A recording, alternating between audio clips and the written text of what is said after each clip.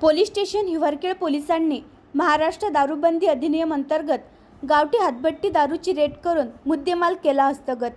माननीय श्री अर्चित चांडक पोलीस अधीक्षक अकोला यांच्या निर्देशाप्रमाणे अकोला जिल्ह्यामध्ये अवैध धंद्याचे समूळ उच्चाटन करण्यासाठी ऑपरेशन प्रहार मोहीम राबवण्यात आली। पोलीस स्टेशन हिवरखेड येथे दिनांक 8 ऑगस्ट 2025 रोजी पोलीस स्टेशन हिवरखेड अकोला हद्दीतील ग्राम तलई येथे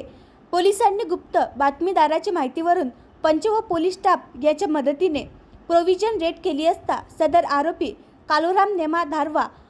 राहणार ग्राम तलई यांच्या ताब्यातून मोहम्मद सळवा अंदाजे 75 किलो किंमत अंदाजे 11,250 रुपये व गावठी हातभट्टी दारू 15 लिटर किंमत अंदाजे 1500 रुपये असा एकूण 12,750 रुपयांचा मुद्देमाल मिळून आल्याने पंचासक्षम जप्त करून पोलीस स्टेशनला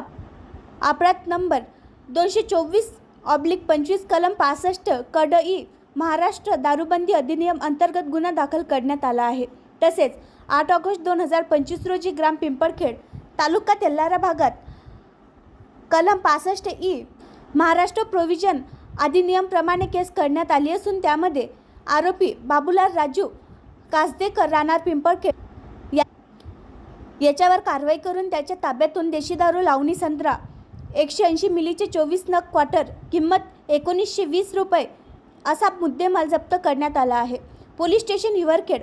हद्दीत एकूण 2 ठिकाणी केलेल्या वेगवेगळ्या दारूबंदी अधिनियम अंतर्गत कारवाईमध्ये एकूण 2 आरोपीवर कारवाई करून 14,670 रुपयांचा मुद्देमाल जप्त करण्यात आला आहे। सदरची कारवाई माननीय पोलीस अधीक्षक अर्चित चांडक, अप्पर पोलीस अधीक्षक बी चंद्रकांत रेड्डी, सहाय्यक पोलीस अधीक्षक निखिल पाटील यांच्या मार्गदर्शनात सहाय्यक पोलीस निरीक्षक गजानन राठोड, पोलीस हवालदार विनोद खर्डे, प्रमोद चव्हाण, योगेश इंगडे, पोलीस कॉन्स्टेबल आकाश गजभार यांनी केली।